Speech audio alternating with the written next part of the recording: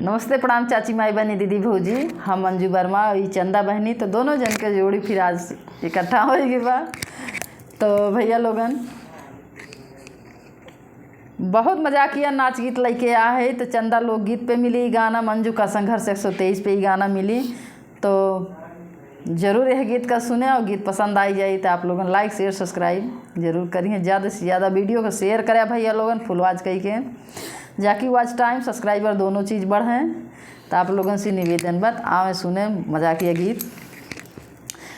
बौरहवा बालमुआ हमका मिले, बौरहवा बालमुआ हमका मिले, बिना गुण के बालमुआ हमका मिले, बिना गुण के बालमुआ हमका मिले।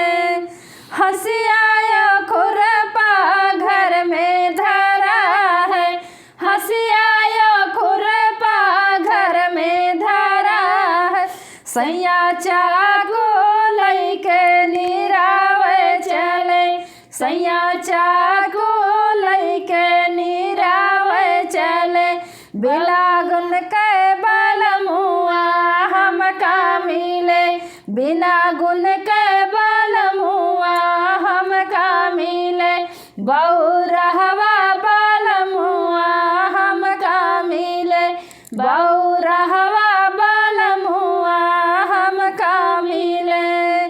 चना या चावल घर में धरा है, चना या चावल घर में धरा है, सैया सरसों लैके भुजावे चले, सैया सरसों लैके भुजावे चले, बिना गुण के बालमुआ हमका मिले, बिना गुण के बालमुआ हमका मिले, बौरहवा बालमुआ हमका मिले, बौरहवा बालमुआ हमका मिले।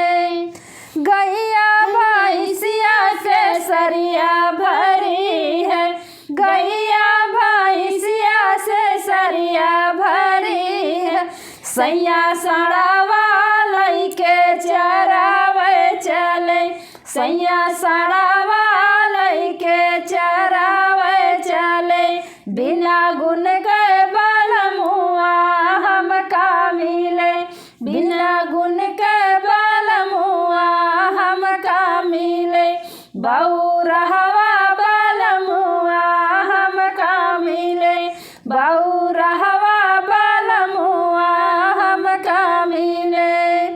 बेटवाया बिटिया घर में हमारे, बेटवाया बिटिया घर में हमारे, सैया कुकुरे का पिल्ला खेलावे चले, सैया कुकुरे के पिल्ला खेलावे चले, बिना गुण के बालमुआ हमका मिले, बिना गुण के बालमुआ हमका मिले, बौरहवा